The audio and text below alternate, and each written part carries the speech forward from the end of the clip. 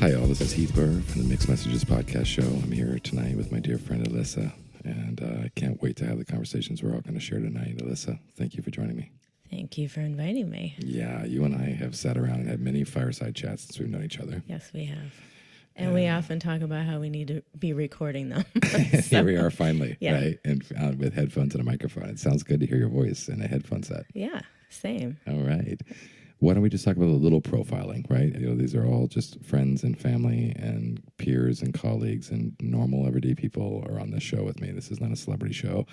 And we're just here to sit down and have conversations about life and relationship and tying in some of the things that kind of create commonality. Right. Yeah. I think the common thread is our discussion that we have about people that are sort of leveled up. Yeah. Not the common conversation necessarily. Good point. That's a good but point. Hopefully if someone hears it, they'll be encouraged to level up. Well, that's actually a good interjection for our conversation tonight because we're talking about keeping score. And, right. and actually leveling up might have some scorekeeping associated to it. Yes, right? Like absolutely. We might find that we have some scorecard that we weren't expecting to talk about when we say we need to sit in front of people who are kind of leveling up and leveled up. Absolutely. But yeah, I mean, obviously we want to bring some consciousness and some intellect and some experience to this, right? Mm-hmm. And ability to have empathy for ourselves and others, or the ability to be introspective. I mean, you wouldn't really want to sit in front of a microphone and talk about your life, would you? No. Yeah, so I think the microphone and the headphones are probably, gated enough to get somebody who wasn't really feeling leveled up to not sit down in front of it. Right. And here you are. You look like a shining star. You're like, yeah, bring it. I have a little tread under my feet on this one. I bet you do. So why don't we start with just you talking to us a little bit about like your dating life? I mean, not now, before, in the beginning. Like, just take us on a little journey, right? Like, because I mean, I've never had that conversation with you entirely, and I could share mine too, right? Like, we'll be as transparent with each other as possible, right? But let's just let the audience know like who you are from the world of dating, just for a minute. Right. Well, I think I come with a unique cape of dating, being that I'm a 50-year-old woman who's had 2 marriages, 2 divorces under her belt. I'm not jaded. I don't look at them as failed marriages, for that matter. I really enjoy dating. I enjoy connecting with people. I enjoy learning about myself in that way. You know, I do get what I call dating fatigue sometimes because I'm an introvert, actually. I'm an extroverted introvert, so I enjoy the connection, even if there's no powerful attraction there. You know, if we can connect on some level, it's never a wasted experience for me. So you kind of got that like Sex in the City dating. I mean, I know it's a terrible example, but like some people are kind of good at it and like it. And some people kind of like, are horrified by it. Right. Yeah. I lived in Boston and I loved dating in Boston. I loved it. You know, I met really smart men, sometimes really smart women, depending on what mood I was in, what the flavor of the week was. Let's open it up. Yeah. But some of them became some of my closest friends.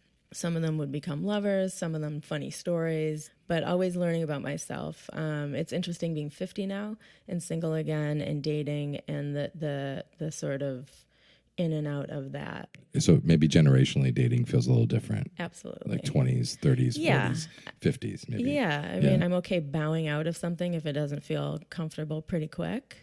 And I don't take any offense if there's no connection. A lot of it is I'm really fine by myself. So now I'm a little bit more choosy about what I'm going to step into, I think, which I wasn't necessarily in my 30s. Mm-hmm. And so the post-50, which is just recently, era, you are now kind of maybe being more selective with your time and the kind of people you spend your energy with? Yeah, like tonight I could have gone out on a date or sat here and talked to you. I would much rather sit here and talk to you. Right, good. That's a context. Yeah. Right? Yeah. Sorry, I'm going to pass on the date tonight. I've got something else going on. Absolutely. Is definitely a natural comment that you might make in any given day. Right? Yeah. For sure. Yeah. And so for someone who finds dating easy, right, which is not everybody, listening right now, right? What are the things that unease you about dating? So what's not fun is, attraction is attraction. And one of the things I've learned over time, and anybody who online dates knows this, that there's no amount of photos or phone conversations or texting that can determine chemistry. I mean, chemistry is always face-to-face. You need to smell the person. You need to, to see their body language. And that's really, there's no way to replicate that. The fatigue can start there, right? That's Just exactly in the right. sheer surge, right? Yeah, of like, it's oh a my nightmare. God. It's kind of a nightmare, right? It's a nightmare. Okay, cool. So there's like this polarity Oh, of God, like yeah. how delightful it's been Right. to the version of, oh my God, this is work and it can be exhausting. And Right. And you want to be polite, you know, and I have Right. empathy and compassion, and it's not fun for anybody, and we're all putting ourselves out there, and, you know, so I'm never going to be rude. But at the same time, I would say majority of the dates, I start thinking, okay, how much time can I give this before it's not rude for me to leave? Right. Well, let's take a moment with that. Do you feel like, you know, like it's more work for you to date than for guys to date? I mean, I might be totally off there, but, you know. I don't feel that way. Okay, cool. I don't, but I don't know as if I have a typical path or a typical existence. Let me ask this then. In the average of however many guys showed up at the table to meet you, did they show up as like, you know, as awake and convicted and ready to have the conversation as you did? Well, I will say since I moved to Florida, it's a very different ballgame here. Okay. I think that I don't show up as a typical Florida woman, so I think I disarm men pretty quickly, and that gets awkward. So disarming doesn't sound like a bad thing. What do you mean disarm? Disarming sounds like you've made it easy for them. They want. Oh, you like let the gates down pretty quick, and then they're like, "Whoa!" Like the wolf gets like to come out. I hear things like, "Wow, you really have a lot of opinions." You know, it's like, wow, I think I'm just having a conversation, but yeah, of course I have a lot of opinions. So being an experienced dater, like what's the differences between a man hunting women on a website and then getting to the date, and a woman hunting a man on a website, or any gender hunting the masculine or feminine? Do you have any thoughts on that? I think I do. I mean, again, I'm in a weird age bracket. I mean, the weird thing is I'm kind of a unique date as a 50-year-old in that I have a 22-year-old son, so I'm an empty nester. I'm financially independent, so I come to the table with a lot. However, I'm not interested in a Louis Vuitton bag, and I'm not going to get a blowout before I meet somebody. You know, like what's a blowout? I don't know. What that their hair. I don't get my hair done. Oh, right. I don't. Yeah. So the ladies are like, Heath, Jesus, what's a blowout? Jeez, okay, I get it. Yeah. And you're not looking for a guy to show up and be like, oh, baby, you're the best thing since sliced bread. And I'm going to buy you a Louis Vuitton and take you on a yacht and up to so and so. Right. Okay. So I think that's what gets a little bit interesting in Florida. I live in Naples, and there's a lot of wealth. And there's a lot of men that's what they want. Or want that, like what I say on one of my profiles on one of the dating sites is I say brain candy versus eye candy. And not that I don't find myself attractive, but I'm not somebody's eye candy. That's just not, I don't orient that way. Right. So I don't show up that way. Which is like a B plan for like a lot of women, right? Like the A plan is fall in love maybe with the person of your dreams and do whatever that looks like. And the B plan could be for men and women to say that I look beautiful, I could be awesome. And if somebody rich, woman or man, you know, took me for interest and wanted to prance me around and buy me nice things, I would sign up for that program. Exactly. Yeah. And a date might look like either way. You never know, right? Like when you show up at a date, I mean, you might just hit the jackpot. Is there not kind of a lotto feeling sometimes? My jackpot would be... I mean, let's not talk about your jackpot. I have an Airstream. Let's talk about generally like the jackpot that might be shared with a lot of other people. Yeah, like, I think a lot of women who are probably in their 50s and take care of themselves, there's different kinds of jackpots. That's right. There's some women that like to date younger men. That's their form of a trophy. I personally, I can't connect with men that are younger. It's just, I've lived too much life. Age is not just a number. I don't like that phrase. I mean, to me, it represents possibilities of experience that you've had on this earth. And I value that more than anything, truly. Not that, a 40-year-old man can't have incredible experiences, but one of my mentors always told me you can't grandfather an experience. Yeah, you can't. You can't, right? You can't. And so maybe that's like a little nugget we can drop on the Mixed Messages show tonight. That's a great one. You can't grandfather an experience, you people. Can't. Like you have to have these experiences to existentially rise to new levels through the process of experiencing. Absolutely. And that's what's sexy to me, and that's what is attractive to me. So if somebody shows up, with a car and a great house and they want to take me on a cruise, I'm not that woman. But on the surface, that doesn't seem like you'd want to break the bank on that one right away. Like, hey, but maybe he's like an awesome human being and has all this, right? So if someone shows up like that, I'm not really in. Versus, are you maybe in, and then you kind of character check, or are you like totally not in? Because if you lead with that, then that's I'm out. If Yeah, you lead with it, right? It's always very telling to me what somebody leads with. That's fantastic. And that's also why I don't show up all dolled up. I'm not going to go on a fancy dinner date with someone I don't know. That's a poor representation of me. It's not accurate. You know, meet me at the hot dog stand for like, you know, like a beer and a hot dog. I'm right down the street from your house. Let's just do an hour. I'm on my way to do my thing. You're doing your thing. Exactly. Let's like brush shoulders and see if the chemistry and anything's there. Can you make me laugh? Right. You know, because listen, it's pretty serious out there in the world. And at this point, in this stage of the game, I need someone that's, you know, we can laugh. And to me, that is seriously important. It's a form of wealth, truly. And I'm not just saying that to, you know, to sound above anything. I mean, listen, it's great to have money. We need money to operate. But I think the older I have gotten, the more I realize that I don't need that much to be happy. I mean, I'm happiest camping. I'm happiest hiking, you know, things that don't cost a lot of money. Is it fun to go out for a fabulous dinner? Of course. But I've had so many fabulous dinners. So the reason why I invited you on the show is because I trust you and I think you're authentic and I love you, obviously, and you're a dear friend of mine now, and we haven't even known each other that long. But everybody can say that, right? Like everybody can say, like, I'm just looking for a man who makes me laugh, and then play the smokescreen and other stuff, right? Right. But like you said, everybody who's I hope is going to speak in this microphone, it genuinely means what they say. Right, of course. And I think it's... and also in fairness, I've had all those things. So, you know, I think, you know, there's a bit of privilege behind that comment. There's a lot of privilege behind that comment. So we can cover both, like how good it is to have a laughing relationship and the privilege and all that in multiple shows in the future. Exactly. Which we will have, right? Yeah. But I do think it's like really sweet of you to share, right? And give a little window into someone's life for the moment. Like you're looking for much more depth and range and humility and...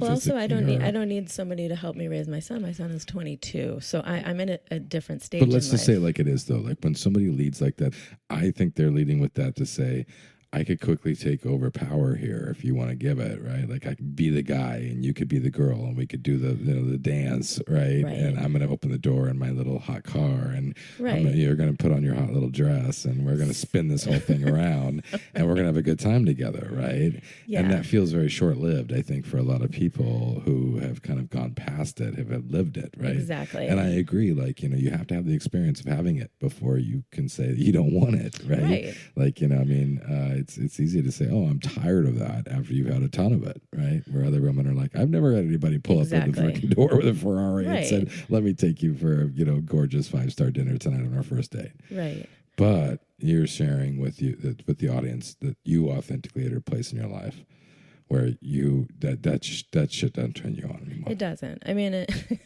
if you sent me a picture of your Airstream in your driveway, I mean, you know, that shit could move. That's a female boner right there. Stuff right now. Okay, cool, right. Yeah, it's just, you know, different places in life, and I think one of the important things to know when you are dating is where are you in your life and what does fit. You know, or if you're dating just for sex, there's nothing wrong with that. And there are times I do that too. Mm-hmm. And, you know, and then that's a separate conversation and that doesn't matter. You know, that's it's another podcast. We could do a whole other dating for sex. Right? Exactly. And have a whole bunch of conversations. Right. So now that we've had an opportunity to just kind of warm up the audience in this however minutes we've shared with you guys, I hope you're still with us. We had a topic we wanted to cover tonight. Yes. And that was...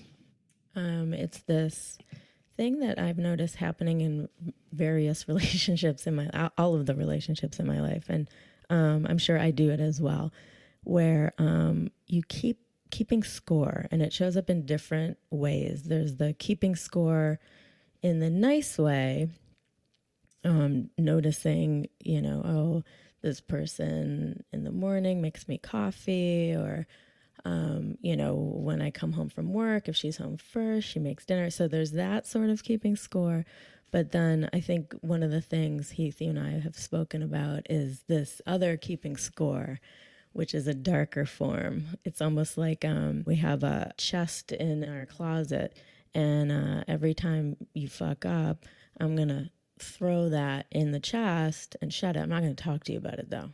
But when I'm ready to open that chest, it's like this really ugly cape that somebody puts on. I've thought about this since we first talked about it, and I have a visual for it. It's bricks and glass. Right? Okay. And it's like I'm putting bricks in my closet, right? And nobody knows why I'm putting bricks in there. Yeah. Like they look and they're like, why are there 17 bricks in your closet, right? And it's like, yeah. She hurt me this way, she hurt me that way. And they say, don't throw stones. It's or something yeah, silly don't, like don't that, throw, right? Yeah, don't in throw a glass stones in a glass house, right? Or something yeah. like that, yeah, from a glass house. Yeah. Or I don't know what it is. Well, you all get it, right? But the point is that put those bricks in my closet. And then when relationship breaks down, I go in and inventory my bricks. And then I come out and I start throwing it at a glass house. I feel like the relationship is fragile. Yeah. And I'm picking vulnerable spots of the glass house and I'm throwing bricks in. Right. That and crash the window and drop in and say, you hurt me this way, you hurt me that way. And it leaves the relationship partner on the other side walking around a glass fragile house, picking up bricks with little messages on it that said, you hurt me this way, and that's why we're not going to last, we're not going to survive, or something like that, right? Kind of, it's a really crazy visual, but that's why I'm here, to bring those kinds of weird visuals. So, embellish on this for a second, would you? So I think that there's two ways of dealing with issues when you're in a relationship. And one style is, I'm going to talk about it right now, which, by the way, may not work for the other person all the time. Sometimes, the person doesn't want to, it's not the right time, or, and maybe that the person who needs to deal with it right away can table it, but it's current. It's like, this happened, I want to talk about it now and let it go.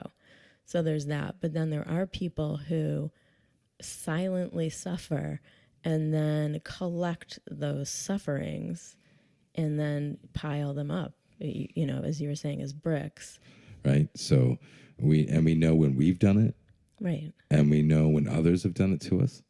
I think that's why we're talking about it. Yeah. Because it's that real.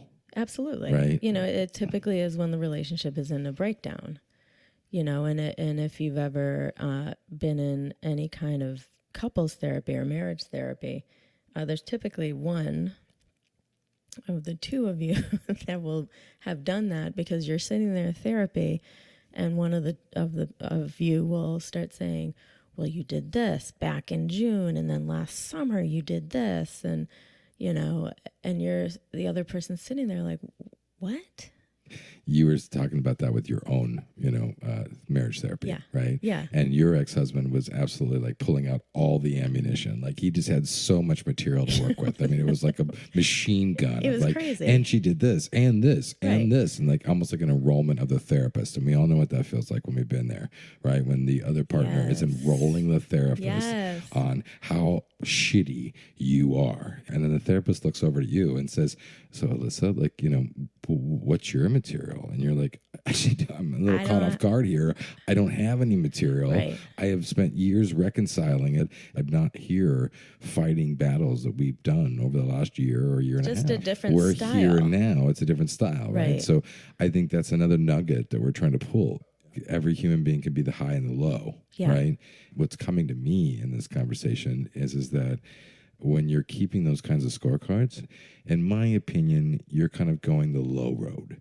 And when you're reconciling it as fast as you can and keeping the engine clean, keeping the relationship fresh without that kind of unspoken judgment, I kind of see that as a high road. So I'm going to add that to the conversation, just because this is a dialogue. This is just the beginning of that, right? Yeah. And what do you think about that? I think that it's also about keeping it in the moment. I know for me that's a practice. To hold on to something and then throw it in the closet and stack it up is not being in any moment. Like it's too heavy. It's such a heavy way to operate in a relationship.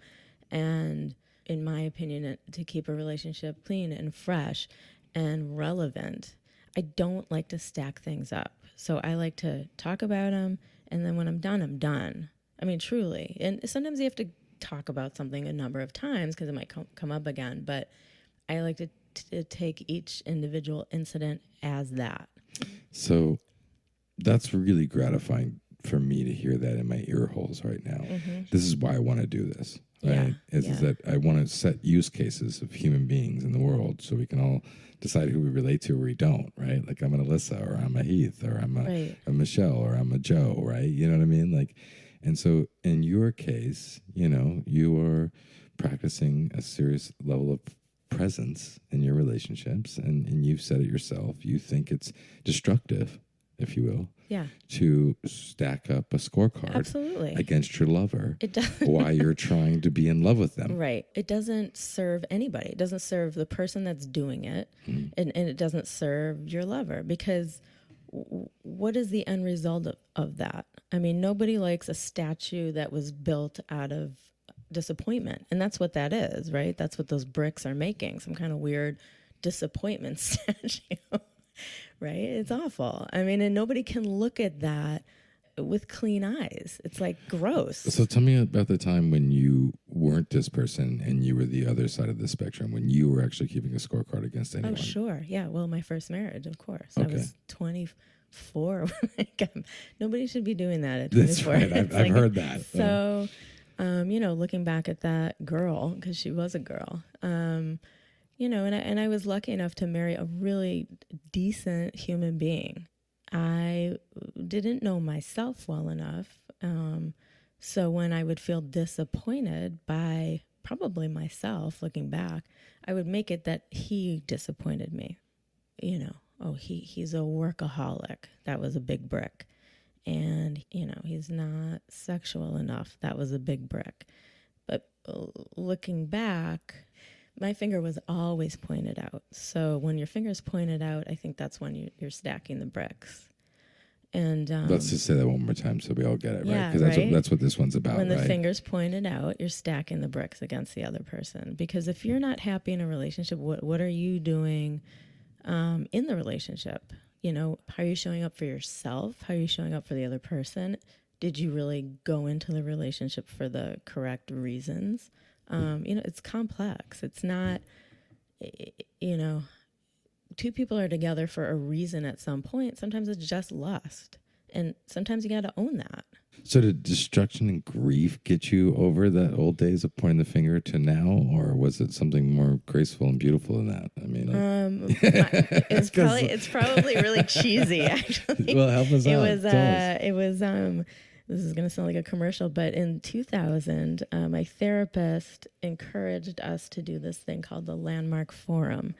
And I was completely against it. And I read about it and I was horrified, but I had a 2-year-old at the time and I needed a nap. So I looked at it like, well, my mother-in-law is going to come to town.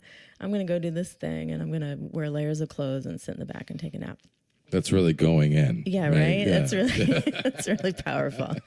Which when you hear about Landmark later, you'll see like that's like the least fun way to go in. Yeah. Right? But anyway. Yeah, so I didn't even... that didn't work. No, it did. Well, it did, actually. That's the thing. It was bizarre because I went in there with the worst attitude. I had such a chip on my shoulder at barely 30 years old. And I got my entire life in a weekend. And it was so profound, truly profound. They call it technology. It's to a language reprogram technology. you. A language technology that reprograms you. Possibly, if you do the work. If you do the work. Right? Yeah. Mm-hmm. So I'm a really good student, and so they gave me assignments, and I thought, well, I'm going to do all your assignments to prove what a bunch of bullshit this is, and actually, I got physically incredibly sick. I lost 15 pounds in 4 days. It was the weirdest thing you've ever seen. And I wasn't sleeping. I mean, it was like I invested into this thing and it changed my entire life. And what I got out of it was I had a lot of cleaning up to do in my life with myself, with my husband, with my family. I had been playing the blame game my entire life to the point of where it was my identity. And so I didn't even know who I was. breakthrough and bad news. Right? Yeah. Like, wait, what? I'm not fantastic and perfect. I was like, oh my God. And I had to say to my husband at the time, you know, I'm horrified to say this to you. You're a wonderful human being, and I love you as a person, but I am not in love with you, and you deserve more than that. And you know, I need to allow that to happen. It was devastating. I mean, it was an awful thing to even hear come out of my mouth. It was gross. Wow. It was bad fucking news for everybody. Wow. And you came out having all this terrible news to the people who love you the most and that you love. Yeah. And even more for yourself about what work you have to do. Oh my God. So hold on that. Let me just share with the audience. I also did the Landmark Forum, and I got to have a moment of breakthrough that was, I'm not being authentic with the people I love in this way. If authenticity is what you're really reaching for, yeah, right? Of course. Then where have you not been authentic, right? Which is now distancing you from the people you love, right? Yeah. And so then for me, the big breakthrough was I was like a very ambitious, you know, kind of kid from nowhere who wanted to get somewhere and be popular and awesome. Like all the kids out there, everybody, right? Like, and so then I was telling everybody on my front porch and in all the ways that we were having great lives, great dinner parties, everything. I was always telling them, this is an awesome start to a great life later. Huh. Right? Interesting. Like around the corner, we're now going to get that contract, or we're going to do this, or the dinner's going to be a little bit better. We're going to go to the winery. So I wasn't even being able to say, like, we're awesome now. Like, look at this moment. And look at this moment, and look how good we all are as we are. And, you know, there doesn't need to be any future to this. Right. And that blew my mind. That's a brilliant moment to get. I mean, you mentioned you had a brilliant moment, right? But that was what mine. That's huge. It cracked me open. That's everything. Don't you when think? you can really grasp that, that's everything. And the second part of it is that you can actually innocently send false messages to people that you love. And you don't even know you're doing it. And you don't even know you're doing it. Right. That also blew my mind. Right? Yeah. You can learn skills about how to, you know, not be a dick and help people feel better about themselves while you do it. Well, I think of it as also just what's the environment you want somebody to listen into? If I want somebody to understand how much I care about them, if I'm going to add a whole bunch of but this, but that, then they're not going to get that message. So you're in a relationship with somebody who has a bunch of but this and but that. I mean, that's kind of what it comes down to. Yeah. So this happens in real time first before you can take inventory of it. Right? Exactly. Yeah. Like you're living it. Yeah. In the moment with these people. Yes. And somebody feels hurt or slighted. Yeah. Right. I call it slimed. Slimed. Yeah. You feel slimed. Okay. So you feel slimed. I love it. See, we're getting to the root of the matter here, right? Yeah. So then you have a moment where you feel slimed. Right. I love that, right? Yeah. And we're sitting there going, shit, I feel slimed, right? Yeah. And what do we do with this? So let's just go to your perspective for the opposite side of I don't keep track, right? Yeah. Tell me the worst time you felt slimed. Oh my God. Whatever version that comes to you right now that says, wow, that was a yucky version of me feeling slimed and I had to take inventory. Let's start there. Oh my. Well, I'm going to go for a juicy one because, people got to hear it. I mean, so who am I to say no? So, in my second marriage, my now ex-husband had an affair, which Heath is aware of. And I did take him back for a hot minute, and we were trying to work it out. I have a very forgiving soul. I can do that. But we were out one night, and he was a musician, and he had a gig somewhere, and I was sitting at the bar, and the woman that he had an affair with walked in. And, The room changed. Don't y'all feel slimed? The room changed, right? Like everybody was like, oh. Come and you're like looking around going, what's going on, guys? And they're like, oh, we're wondering what's going to go on here in a minute. Right. So, so there's that's in the room. And then, and when he is on break, I said to him, I'm like, you got to handle this. I mean, this is not okay. So you were doing the married thing, saying, hey, like, you know, if you're going to have indiscretions, like, you know, kind of keep them clean, keep them away from home, Like, handle this. Don't have me walk into a shit show carnival of bullshit while you're like on the stage doing music, right? Yeah, like I'm something. not a groupie here. Like, you're way beyond that, right? Right. I mean, it's like we're all adults. Of course, you know. Really. I mean, I don't mean groupie from the musician, but right. Like, no, but it's just it's slimy. It's like, okay, slimy. So you got slimed. I got slimed, and I looked at him. I said, "This is for you to handle. I'm going to operate in the space of grace, meaning I'm not going to say anything to her, but I'm letting you know that you need to handle this. You broke the vase. You got to clean it up.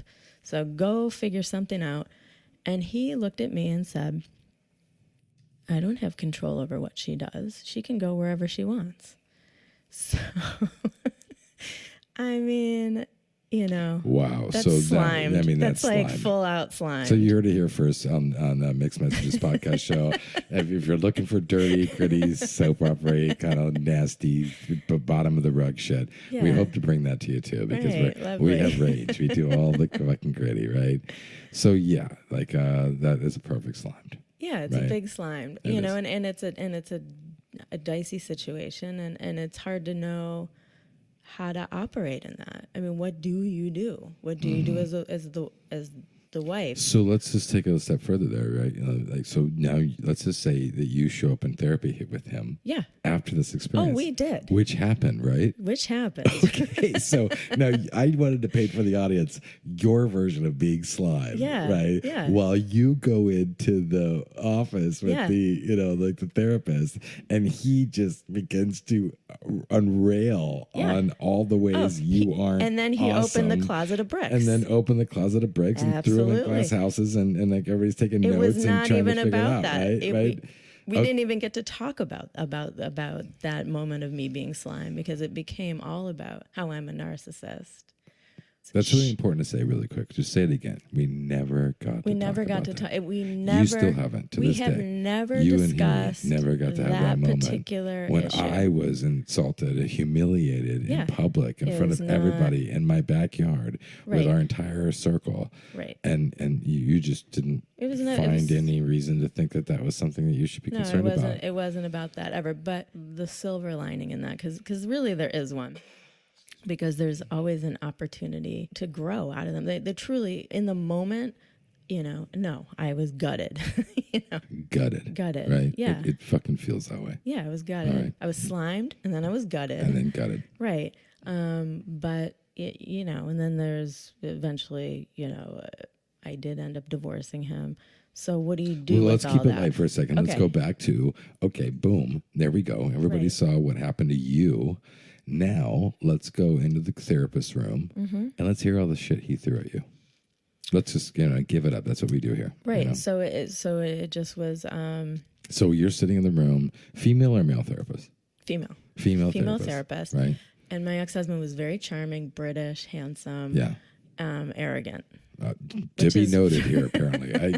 Those of you who are not as smart or smarter than me will be able to take that into context. But I don't know if that means anything to me yet. But anyway, I think it's worth mentioning. Yeah. So our female therapist was very charmed by him. Clearly. Okay, so you're in counseling. Yeah. You're in the therapy room. With after the slime moment, right? And you're like with your man who's like really handsome. The female therapist is on the other side. The office probably looks pretty good. You look pretty good. You're all there. You're like very mature, awesome, pretty cool people in therapy. Right. But she's aware that this is post affair. Like we're coming back you're together. You're coming in from a infidelity and she's a specialist. And she's a specialist at it. She's like, I'm here to help you with how you recover from infidelity. Right. Yeah. And she says it's possible. And it is possible.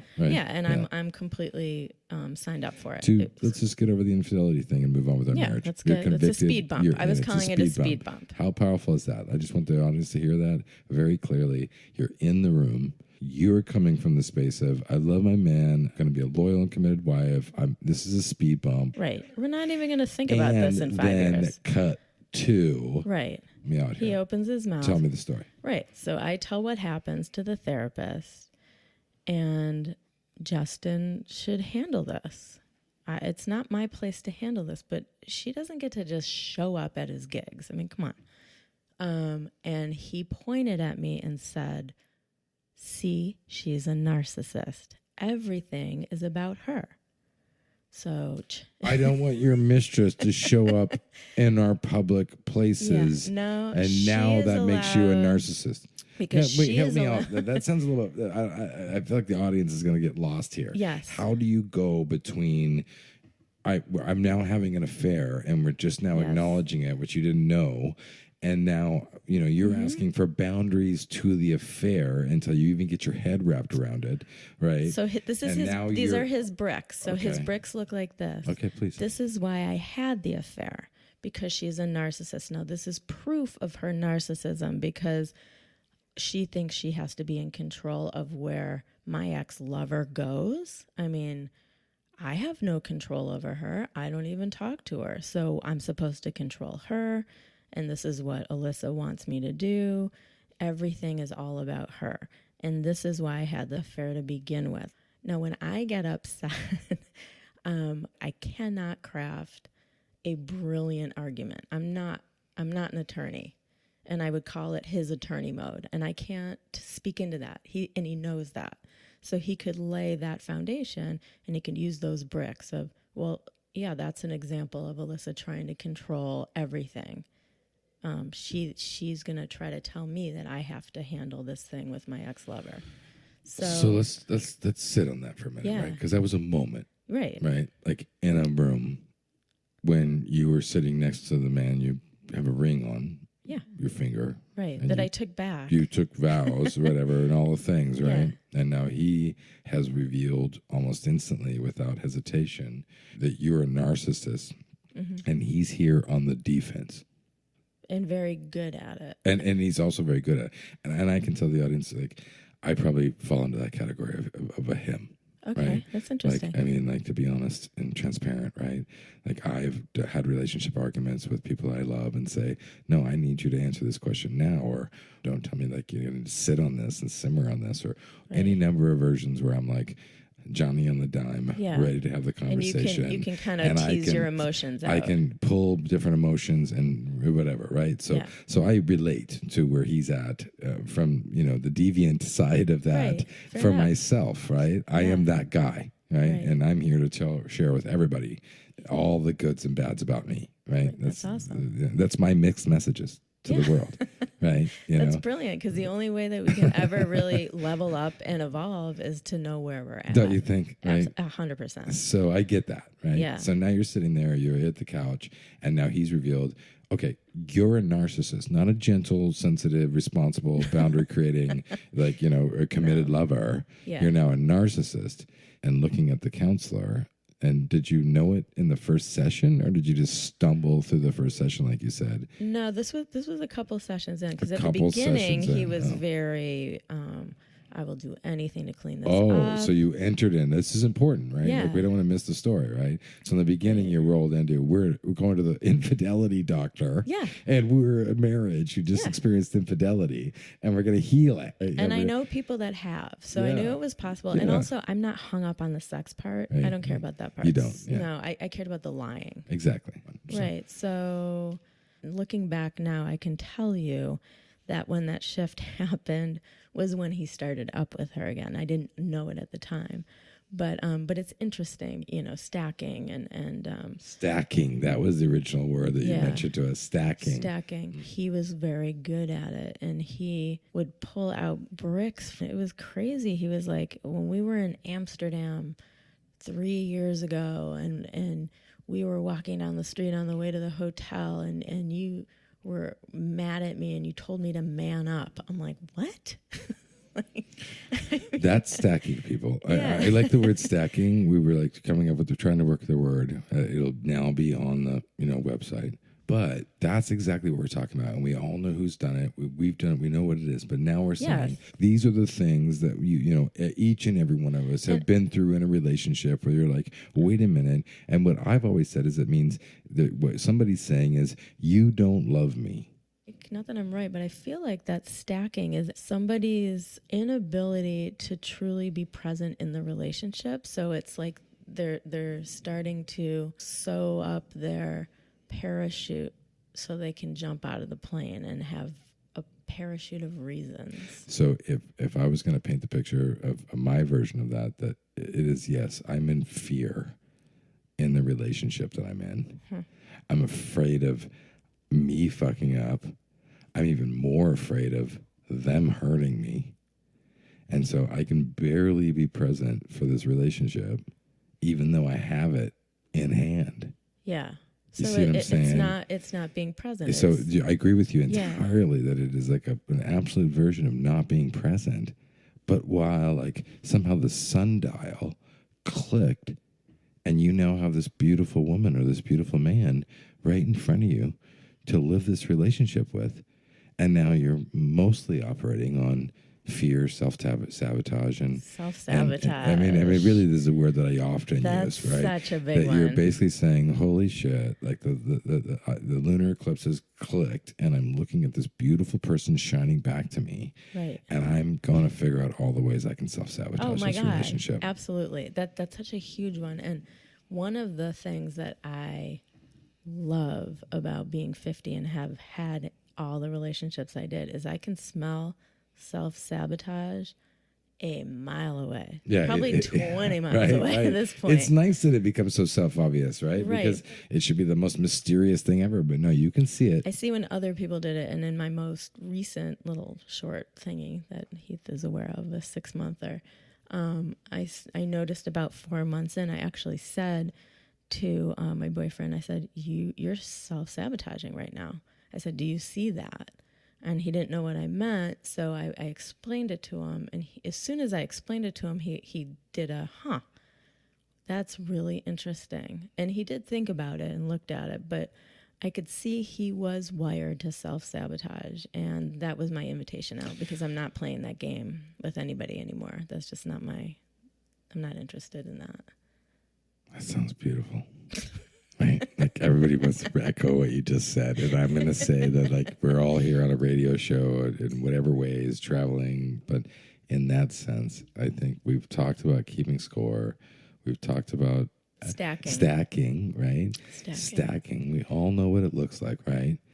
And then we ask ourselves, why are we stacking? What's the motive for me stacking against another person? Do you do that, Heath? Do you think you do that? I think I used to do it more. Okay. I think now when I do it, do you know when you do it now? I do. I feel moments of when it comes about for me. Mm-hmm. And then I think I'm batshit crazy for stacking. Mm-hmm. Right? Do you clean it up? I clean it up right away. That's like, awesome. I'm just like, what the fuck am I doing here? There's like no stacking. Right.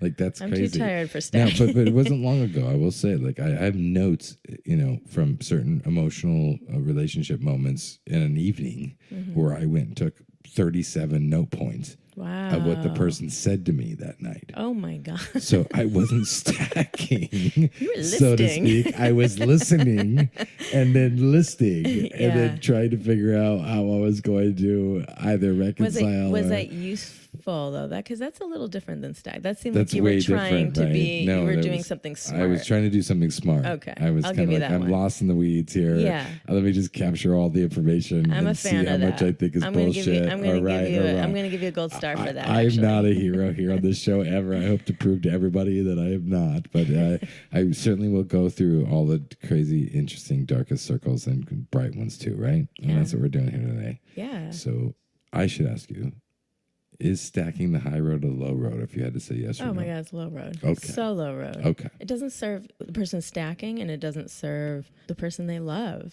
That's right. Right. So stacking is a low road. Yeah. Let's just claim something. Yeah. Right? That's what we're here. Right. I don't want to sit around and wonder why you did me wrong to self-sabotage our relationship. Number two, what we discovered is that we think there's a motive of people who come in to a relationship and start stacking right away. And my opinion is that they did not really want to get fully intimately involved. They wanted outs. And But I think possibly, Heath, do you think that those people don't realize that I think it could be subconscious. Yeah, I'm not saying it's consciously for them. Right. But I think that and this is what, we talk about broken wings and broken people, and we are living out our trauma. And that's what self-sabotage, I believe, typically shows up at. Absolutely. Is that we are human beings living out our trauma to self-sabotage ourselves. Right. Right. And it takes a lot of work for us to understand that that's not necessary, that there is... You have to unwire yourself. You have to unwire yourself. For sure. Right? Yeah. And so, so I think, I could be a dick in New York City constantly labeling people or my girlfriend and adding up all kinds of things that I think that she's doing that doesn't make us right. Mm-hmm. That doesn't make me a happy person. No. That doesn't make me... No. You're not feeling great about that. That doesn't make me present in my relationship. That doesn't make me see the sunbeams on her in the park while we're riding our bikes and be in love with her, right? So I think stacking and the idea of keeping a record of the ways that we might hurt each other during this very vulnerable experience called a love affair is useless. Right. It would be a really brilliant thing to be aware of and erase from your behavior. Right. Like let somebody database it. Right. Like go sit down and do, like, your anniversary should be, wow, these are the ways I hurt you and you still loved me. These are the ways I hurt you and you still love me. Right. These are the ways that I shined for you and you took it for granted. And yet here we are still doing something. It's nice to have a playback. I think right? so. So I'm saying, like, I'm like playing with this moment. Yeah, right? Of like, no, it's interesting. They're not all just bricks, right? There's like it's okay to inventory. I guess that's what I'm saying. Like, well, you know what? Wow. So that would be a great... There's two ways of being. One is negative, unevolved stacking. But an evolved way of handling that is inventory. There you go. So that's what we're trying to get how to can tonight. You transition that's right. from being stacking to inventory. A stacker to ta-da. Are you kidding me? Like fucking touchdown! Like sports is back on a podcast. I'm going into compression. It's gonna sound distorted. There we go. We just figured it all out. Right? That is what we figured out. Let's just go into an aftercare on that moment. Yes. Feels like a BDSM experience for me, right? Most people don't know I have anything to do with that except for my t-shirt line, because that was a real That was brilliant. Brilliant. That was like literally what a therapist should sit there and say, I see you're stacking, right? But let's transition this. How can we turn this into inventory? So that, because you can work with inventory. Boom. Inventory is great. Boom. You should know what your inventory it's like an is. auction house. And, inventory can be fun. Commercial, exactly. Whatever the thing is, right? Yes. Inventory is where relationship gets really sexy, gritty, and awesome and right. Right. Okay. Yeah. Stacking versus inventory. We discovered that here on Mixed Messages podcast show. I'm just saying. Okay, so that's tasty. Yeah. That gives me a stepping stone in my life of the difference between inventory and stacking. Perfect. And I can do that for myself the way I do that for others. And I can ask others who might be brave enough to love me to consider the same thing and do that for themselves. Absolutely. And I think this is a profound thing for us to sit down and talk about the differences and what they look like and what they sound like. And we need to do them for ourselves also. We stack on ourselves as well. Oh, yeah, absolutely. So, you practice it with yourself, changing the bricks into inventory, because you can get rid of inventory and add new inventory. That's a big one, right? That's beautiful. And I'm right. It's pretty easy to know who you are if you're either stacking or taking inventory. Yeah. Or being stacked against or lacking inventory on your own, right? Like, we all can probably experience that thing for the same way. Yeah. We all feel it. You can be slimed in love. Mm-hmm. If we can just transition out of that piece in ourselves, instead of saying, I didn't feel you loved me when you did this and that. How about taking inventory? I felt really loved when you did this and that? That's right. Can we do more of that? That's right. I mean, that's an inventory, right? That's right, right. Exactly. The more I've found women who've tolerated my craziness, as you well know, right? It's not grand gestures they're asking for. They're very nurturing nuances to say, Heath, please let me know that I mean something to you. Right.